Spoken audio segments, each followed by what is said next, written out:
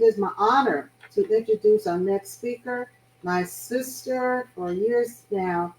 Reverend Dr. Linda Lucero Nishikawa is a member of the Pueblo and Hunka Lakota First Nations, a proud mother and grandmother. She has traveled around the globe in dedication for world peace as a continuation legacy of her ancestors and highly decorated military family who gave her sacrifice and service for religions and freedom. She is a founding member instituting Women Federation for World Peace in Colorado and in 1992 and currently serves as the West Coast Regional Coordinator since 2017 and on the Executive Committee for the Global Women's Peace Network, which we're so proud of. Appointed Ambassador of Peace in 1998, she is President of Sacred First Nations for Peace and continues work for United Native American Council, founded in 1984. She holds a bunch of degrees, psychological behavior. She has a master's in public administration, a degree in theology from the Unification Theological Seminary in Barrytown, New York, in 1984, and where she's looking forward to having a doctorate degree in ministerial ordination. Without any further ado, please welcome one of my favorite lady friends who just teaches us so much, and we could not have done this program without her intense help and support. Thank you so much. May I present Linda. Hello, Tiwan Machianke. Thank you so much for allowing Sacred First Nations for Peace and the collaboration with Women's Federation for World Peace. It's an honor, and I want to thank all the organizers and the esteemed speakers that who have spoken already, representing my nation and all our nations. I'd like to share the screen now to begin my presentation.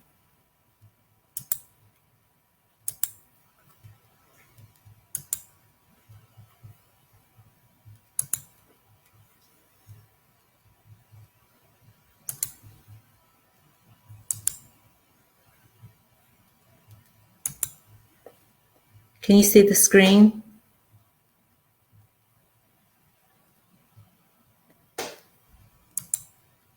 Can you see this? Is my mic?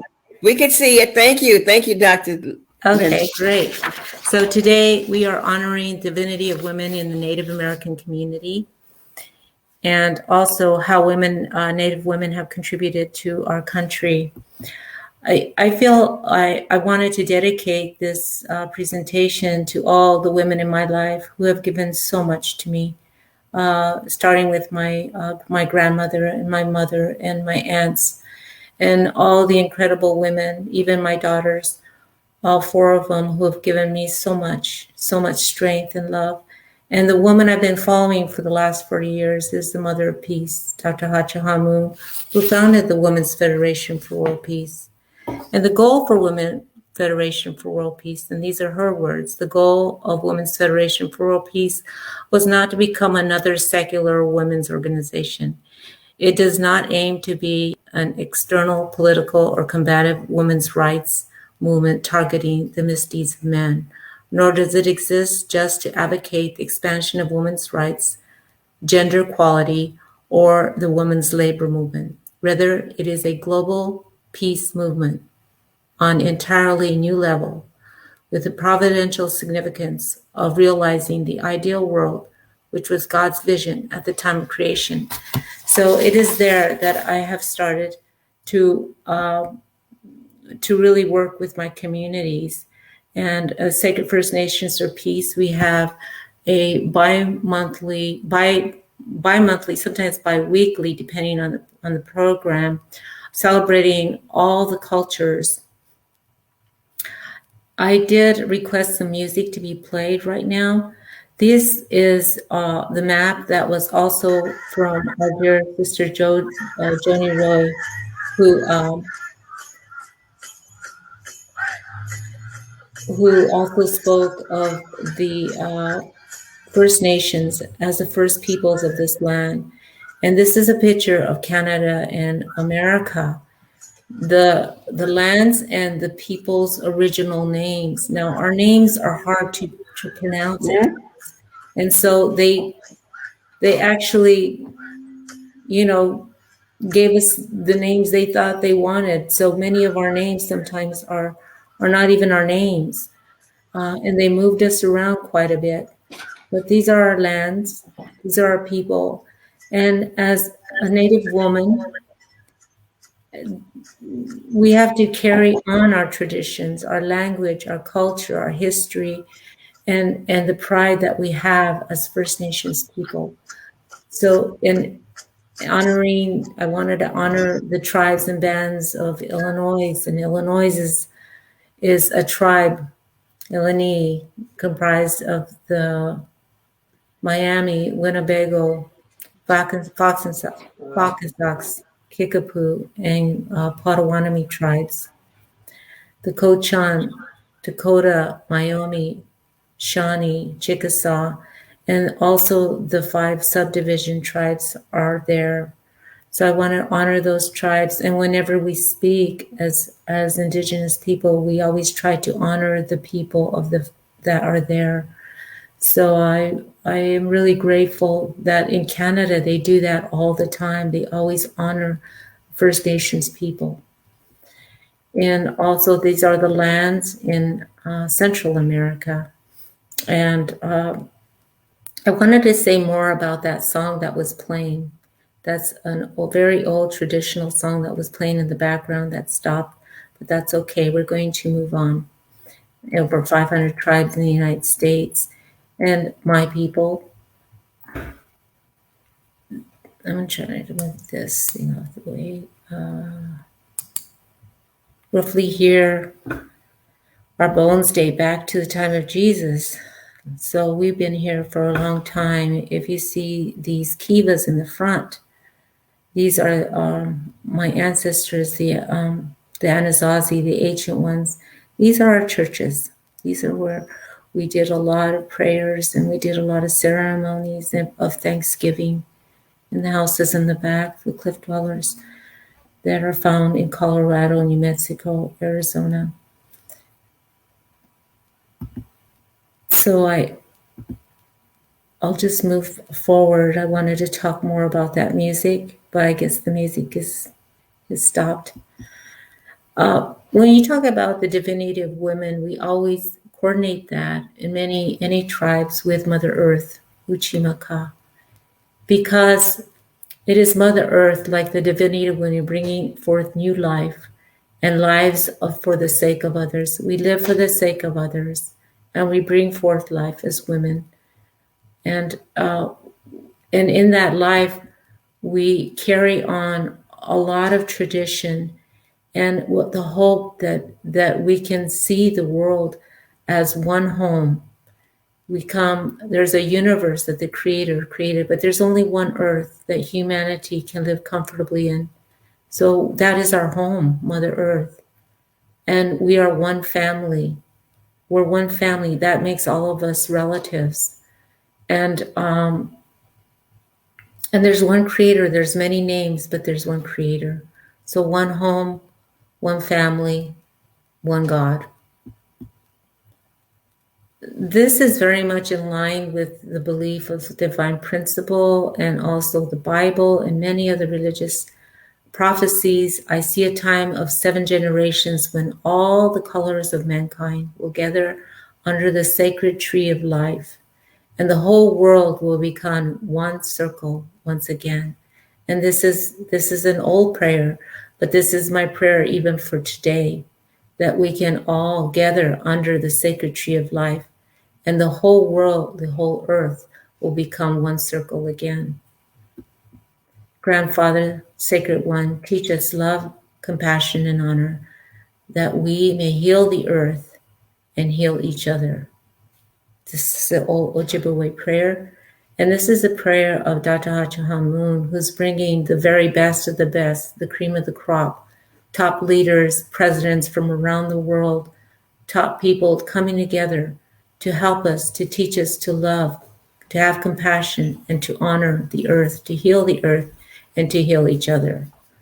So I implore you to join all the organizations that they have founded Women's Federation for World Peace, Women in Ministry, ACLC, many organizations. You could find your place if you're an artist, if you're a musician, if you're a businesswoman, if you're the president of a nation. there's many doors to enter. So traditionally, and we must hold true to our ancestors' teaching, I will treat women in a sacred manner.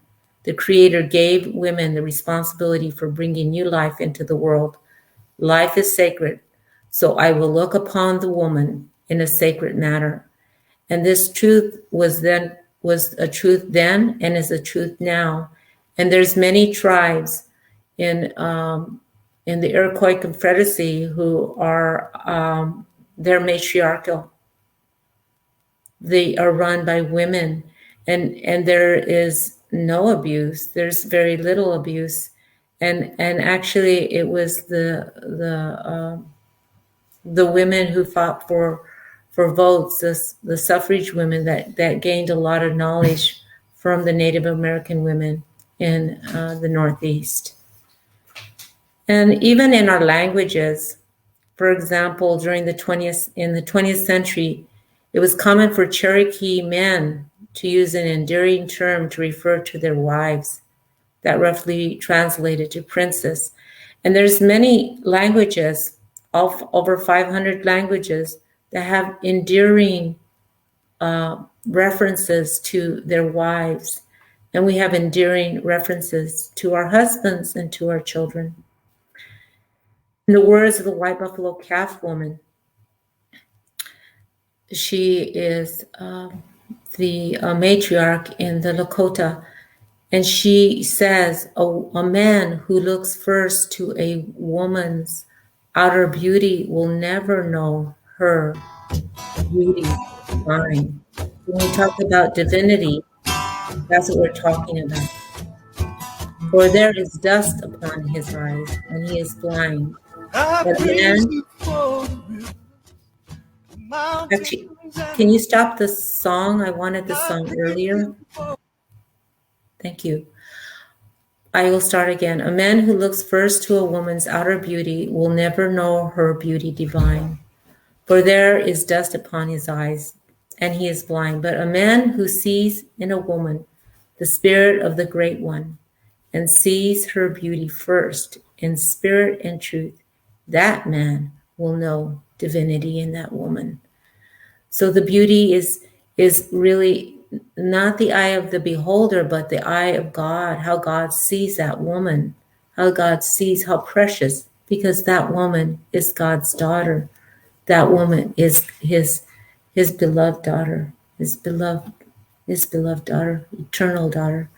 And in the future, looking into the future, I picked this out. The old ones say that the woman will lead the healing among the tribes.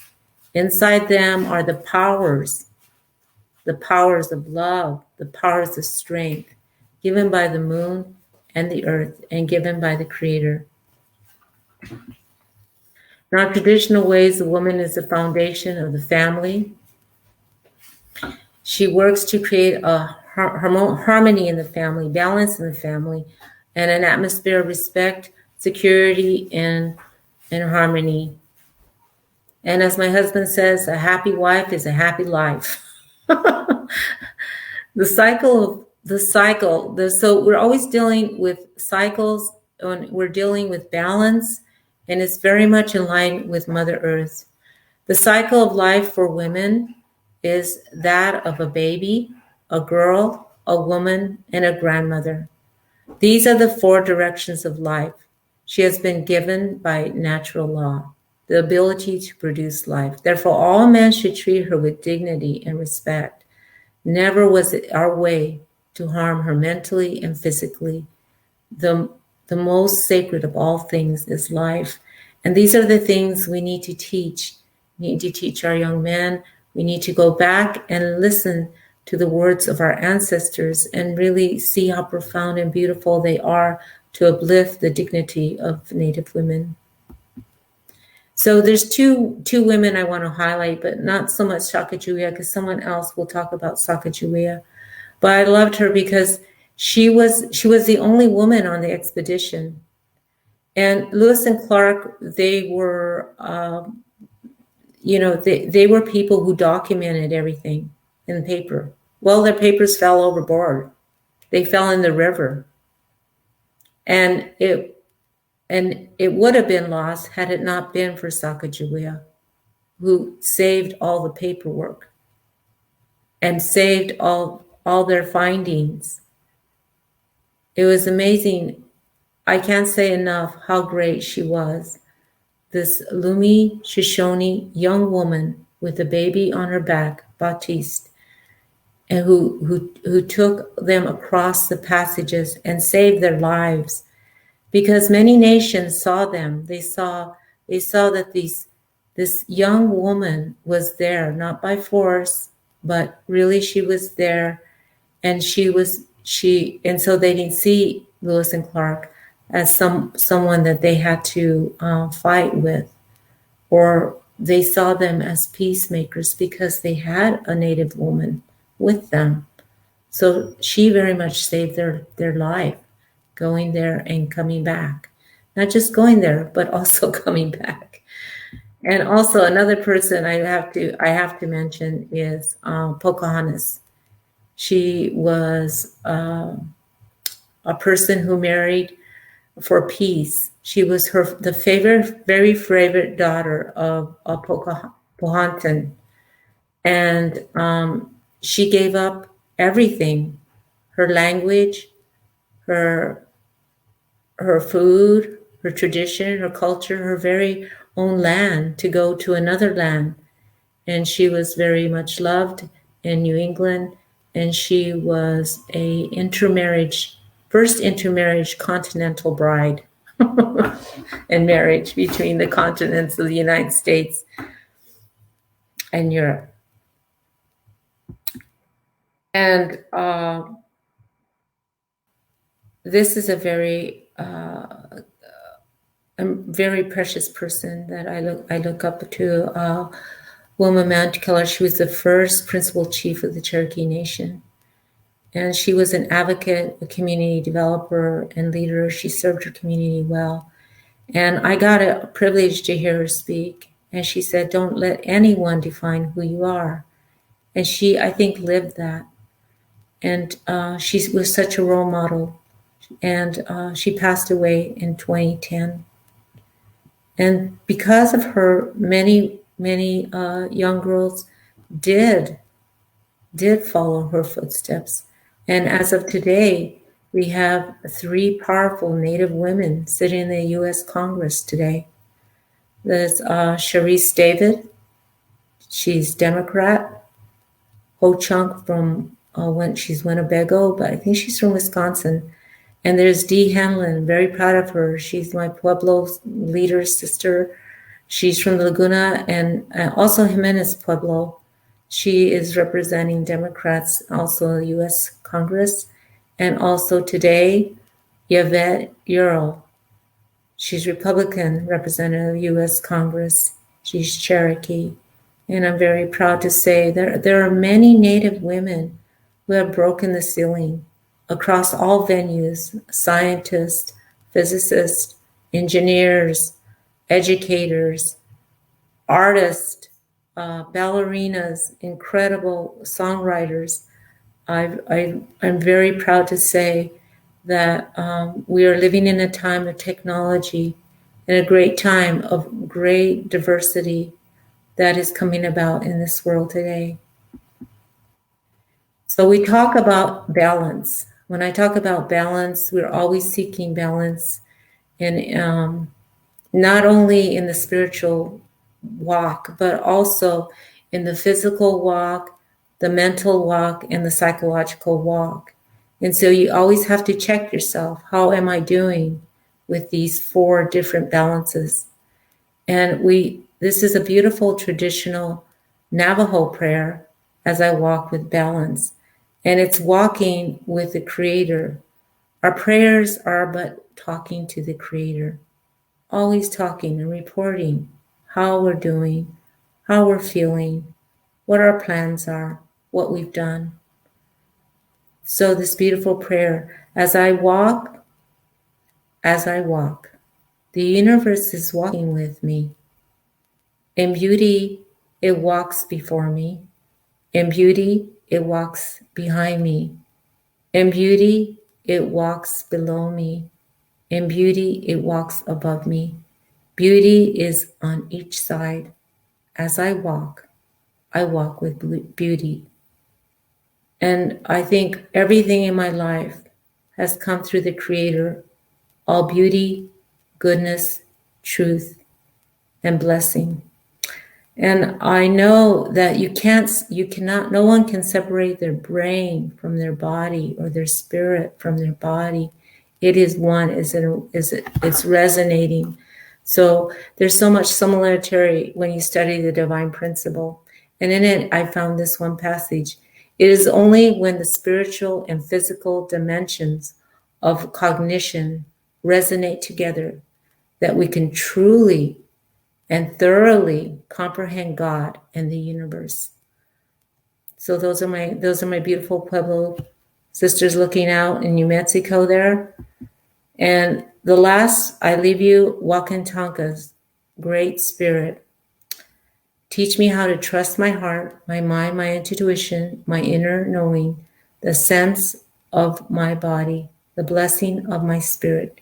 Teach me to trust these things so that I may enter my sacred space and love beyond my fear, and thus walk in balance with the passing of each glorious sun.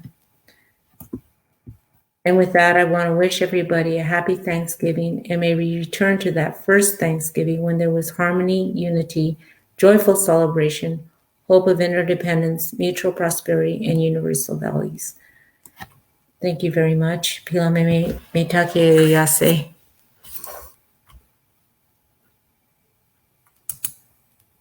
Oh, I guess there's one more I wanted to give you. This is the Apache prayer. May the sun bring you new energy by day. May the moon softly restore you by night. May the rain wash away your worries. May the breeze blow you new strength into your being. May you walk gently through the world and know its beauty all the days of your life. Thank you. Can you hear me?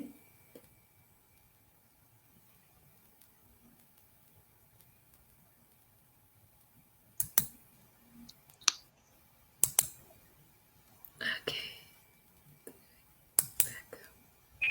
Thank you so much, Linda. We certainly appreciate what an education and the beautiful graphics. So thank you so very much.